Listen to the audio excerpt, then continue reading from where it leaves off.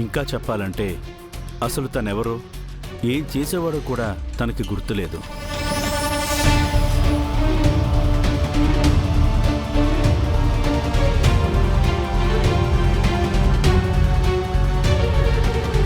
తన పేరుతో సహా మొత్తం మర్చిపోయారు.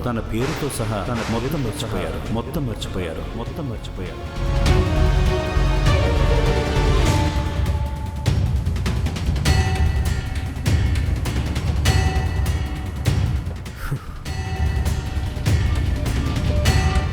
అదేంటి డాక్టర్, ఆపరేషన్ సక్సెస్ అయింది కదా, ఇదెలా జరిగింది? సర్జరీ చేసి అమరేంద్ర ప్రాణాలు కాపాడారు, కానీ తన మెమరీ లాస్ అవుతుందని ఊహించుండరు. ప్రమాదాల్లో తలకి గాయమైన పేషెంట్స్కి అరుదుగా ఇలా మెమరీ లాస్ అవుతుంది.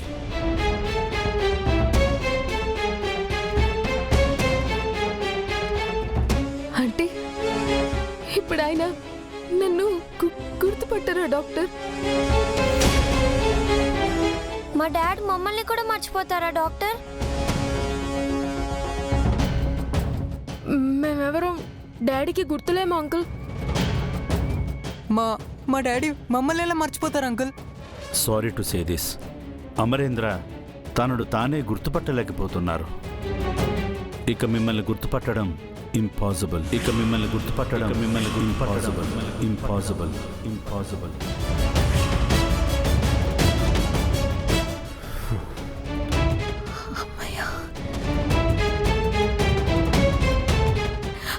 అంటే ప్రమాదానికి ముందు ఏం జరిగిందో కూడా అమర్కి గుర్తులేదా డాక్టర్? గతంలో తనెవరో, ఏం చేసేవాడో, తనకి ఏం జరిగిందో ఇవేమీ అతనికి గుర్తులేవు.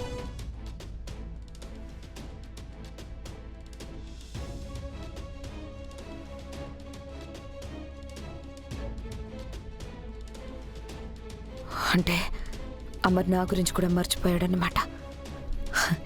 ఇది బాధపడాలో సంతోషపడాలో తెలియడం లేదే. అమరేంద్ర సార్ గతం మర్చిపోయారు అంటే మనోహరి బతికిపోయింది. ఆయనకు మళ్ళీ గతం ఎప్పుడు గుర్తుకొస్తుంది డాక్టర్? అది చెప్పలేం మేడం. ఒక వారంలో గుర్తుకు రావచ్చు, లేదా నెలలు సంవత్సరాలు కూడా పట్టచ్చు. అసలు లైఫ్లో ఏమీ గుర్తు రాకుండా కూడా పోవచ్చు.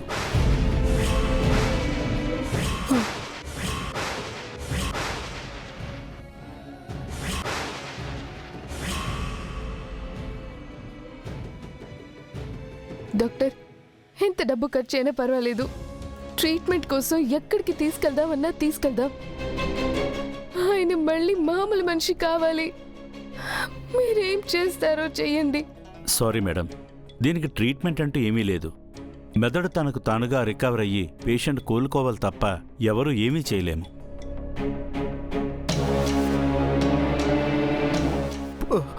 పోనీ సార్కి మేము గతం గుర్తు చేయొచ్చా డాక్టర్? ఆ తప్పు అస్సలు చేయకూడదు. ఎందుకు డాక్టర్? ఆ జ్ఞాపకాలు గుర్తు చేస్తే ఆయన గతం గుర్తొస్తుంది కదా. అమరేంద్ర బ్రెయిన్లో టోటల్ మెమరీ లాస్ అయింది మేడం. ఆ మెమరీస్ మళ్ళీ బ్రెయిన్ రికవర్ చేసుకుంటుంది.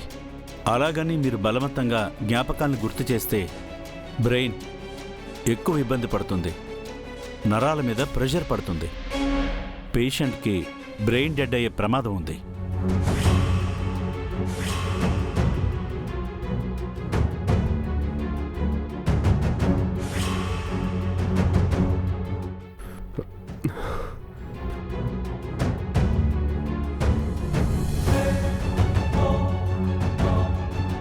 అంటే మీరనేది ఆయన తనకు తానుగానే గతాన్ని గుర్తు చేసుకోవాలా డాక్టర్? నోనో, మీరు గుర్తు చేసినా లేదా ఆయన గుర్తు చేసుకునే ప్రయత్నం చేసిన ప్రమాదం.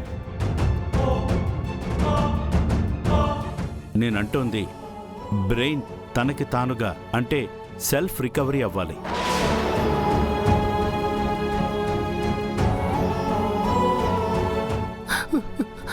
అదెలా జరుగుతుంది డాక్టర్? మేము సారో ప్రయత్నం చేయాలి కదా. ఆయన అలా వదిలేస్తే ఎలా డాక్టర్? ఆయన ఎప్పటి కోలుకుంటారు? మీ ప్రశ్నలకి సమాధానం నేను కాదు, కాలమే చెప్తుంది. అమరేంద్రకు వచ్చిన డిసీజ్కి టైమే మెడిసిన్. టైమే ట్రీట్మెంట్.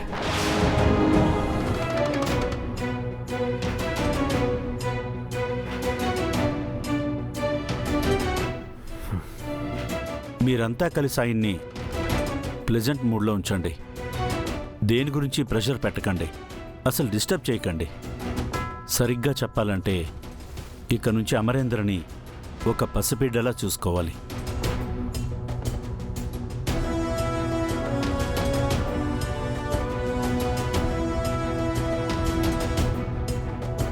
అలా అయితేనే తను కోలుకుంటాడు. అది మీ అందరి చేతుల్లోనే ఉంది.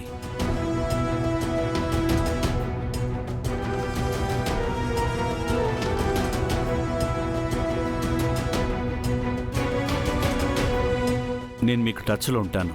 మీకు ఎప్పుడు ఏ అవసరం వచ్చినా నాకు ఫోన్ చేయండి, వస్తాను. డాక్టర్, నిజంగా ఆయనకి ఏ ట్రీట్మెంట్ లేదా? నేను అబద్ధం చెప్తానా మేడం? కావాలంటే మీరు వేరే డాక్టర్ని కలవచ్చు, వేరే హాస్పిటల్ అయినా మీరు జాయిన్ చేయొచ్చు.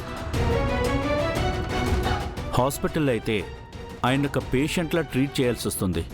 అదే ఇంట్లో అయితే మీ అందరి మధ్య ఆయన హ్యాపీగా ఉంటారు. త్వరగా రికవర్ అయ్యే అవకాశం కూడా ఉంది. ఓకే డాక్టర్, మీరు చెప్పినట్టే చేస్తాం. ఆయన్ని హాస్పిటల్లో ఉంచడం నాకు ఇష్టం లేదు. ఇంట్లోనే పెట్టుకొని ఆయన్ని కంటికి రెప్పలా చూసుకుంటాం. మళ్ళీ చెప్తున్నాను, మీ అందరి కేరింగే అమరేందర్కి ట్రీట్మెంట్. మీ ప్రేమే అమరేందర్కి medicine.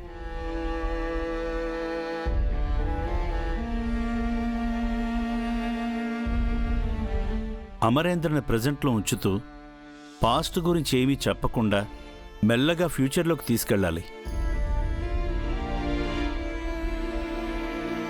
I wish you good luck. వెళ్ళొస్తాను.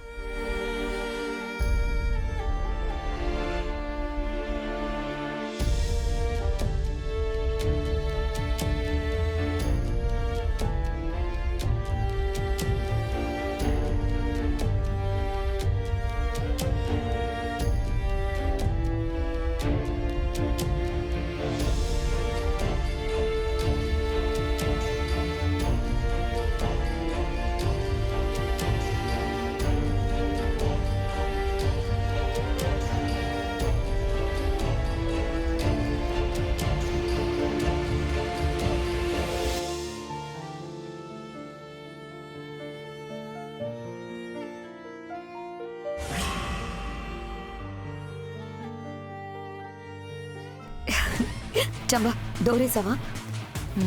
ఎందుకు? వెయ్యి చెప్తాను. వెళ్ళు వెళ్ళు వెళ్ళు.